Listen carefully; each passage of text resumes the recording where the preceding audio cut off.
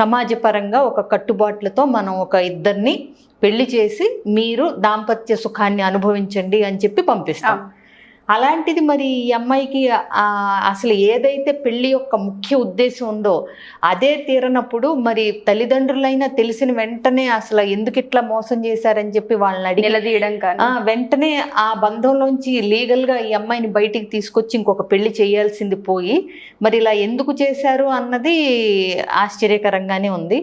మనకు తెలిసిన ఇన్ఫర్మేషన్ ప్రకారం ఇప్పుడు ఈ అమ్మాయి అడిగిన క్వశ్చన్ ప్రకారం అయితే నిజం చెప్పాలంటే స్ట్రెయిట్గా ఈ అమ్మాయికి ఉండాల్సిన అవసరం కానీ అంటే ఏ పర్పస్ కనపడదు. తెల్లారి లేస్తే అటు ఫిజికల్ నీడ్స్ మీట్ అవ్వకుండా, ఇటు పిల్లలు లేకుండా, ఇటు ఏ సంతోషం సుఖ సంతోషాలు అనుభవించకుండా ఆ అమ్మాయి లైఫ్ లీడ్ చేయమని ఇంకొకళ్ళు డిక్టేట్ చేయటం అనేది చాలా చట్ట ప్రకారం కూడా అది కుదరదు.